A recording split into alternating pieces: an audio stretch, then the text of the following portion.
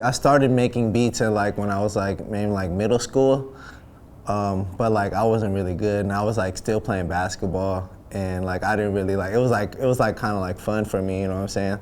Ultimately, I knew I wanted to pursue music, so probably I really started taking it seriously probably right when I got out of high school. I started meeting all the people that I came up with. I met IAMSU in high school, and me and him just started making a bunch of music and started building a whole kind of movement. So he was a legend, so you know what I'm saying.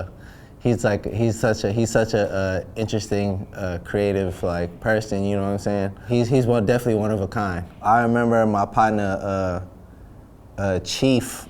He was rapping, and me and Sue were only making beats. Me and Sue were only producing. So he was yeah, y'all should get together and make some beats together or something and collaborate.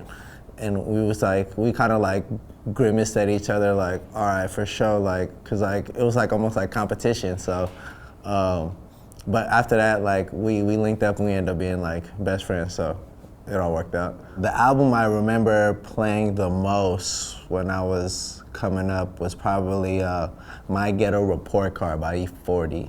When I was a young kid, that was the time capsule of what the Bay Area was. Growing up, I was watching E40 on music videos and stuff like that, and I was oh wow, that's where I'm from, you know what I'm saying? So it was a big thing for me. My first setup was probably, I had this HP, a little laptop, and I had these little manny little computer speakers that I think we might have got from the thrift store or something, or the Goodwill or something, and they sounded so exotic, you know what I'm saying?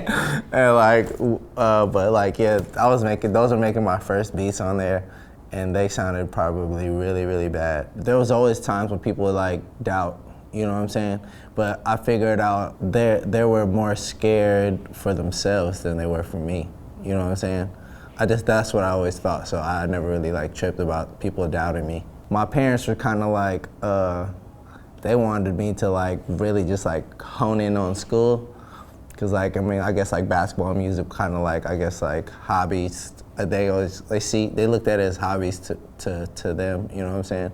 I guess me being Asian American, there's some kind of stigma where my parents wanted me to be more into school, and just they wanted me to be a doctor, or you know what I'm saying? But they didn't really want me to dabble into my creative side, you know what I'm saying? But that's them being protective of me, you know what I'm saying? But I never really got mad at anybody who doubted or anybody who was scared, you know what I'm saying? Cause I'm not scared. I had to go get a job, and I was working at this elementary school in Richmond, and I was doing the after school program. After the first week of working there, I was just I don't want to work anymore. I just want to be fully on my music stuff. Got my last paycheck from there, and then after that I just kind of buckled down. Then at one point I was I probably had $10 to my name on my bank account, but things ended up working out, so shouts out. The process for me for making a track is probably me just probably starting off with a beat. I'll probably start off with a bass line or something.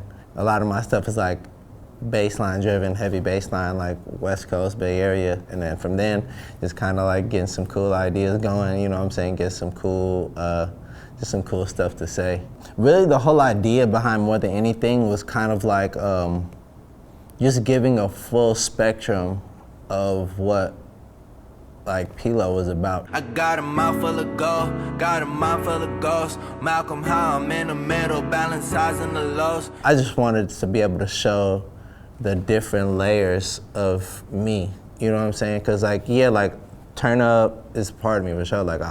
I like to party, I like to have fun, I like to be positive, all that stuff. But I'm a human, I'm imperfect also. So there's other tracks where I'm in my feelings, or feel a certain type of way about something.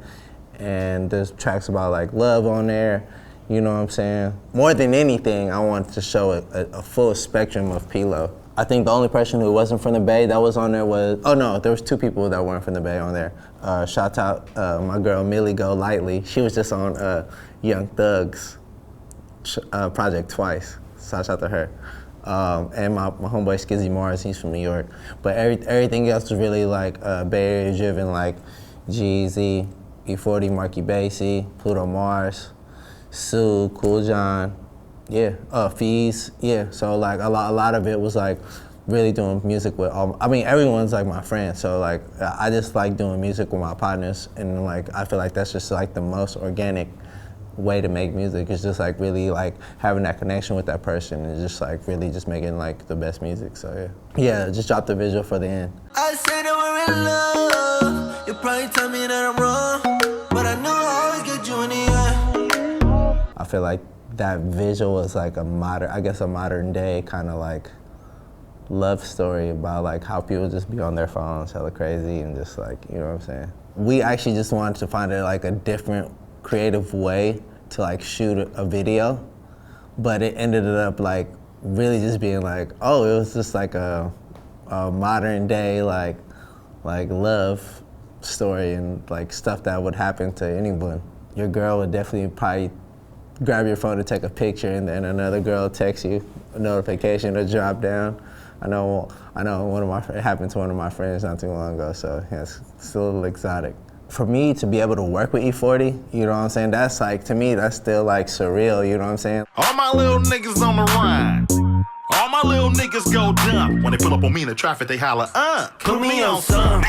For him to like, just really like acknowledge what I was doing. He did the song for like free, he did the video, you know what I'm saying? Like, it was just for the love, because he respected what I had going on. It's so big to me, you know what I'm saying? Because like even like growing up in the Bay, like E40's like our hero, you know what I'm saying? Like he's like our like champion, you know what I'm saying? So for him to like acknowledge what I was doing was just like, okay, yeah, I'm doing something correct.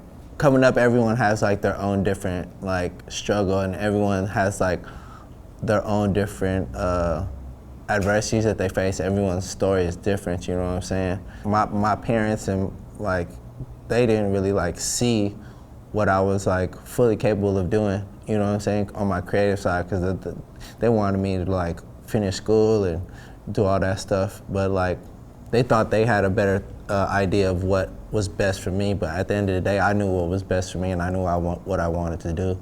There was like some tension when I was like at home, you know what I'm saying, just like making music, and they were just like, why ain't got no job, or why you ain't finished school, or you know what I'm saying, but like I really put all my energy into that, you know what I'm saying? And it's like no shade to my parents, but like, cause you know, they just always want the best for you, or they think they know, but like ultimately you know what's best for you. We're probably like 5-10 years in advance in music. It takes people a little bit longer to accept what we're doing. At first people will be like, oh, that's just kind of like goofy or like kind of weird. And then like 5-10 years later, they'll end up doing it. You know what I'm saying? And just be like, they'll laugh at us first, but like, we've always just been ahead of the curve. And I just think that's just us, that's like our whole region, you know what I'm saying? We're just always ahead of the curve. Rex Life, Raj, he's like one of the most talented people that I met. So like, just for him to like come on tour with me, it's just, I appreciate him for that. Like, he's an alien, you know what I'm saying? Like on some like super talented, you know what I'm saying? Like he's gonna, you know what I'm saying? He's a real boy, a real boy. People that aren't from there, they just like come in there, they act like they've been there, or they they have like the ultimate like right over you just because they're there now, you know what I'm saying?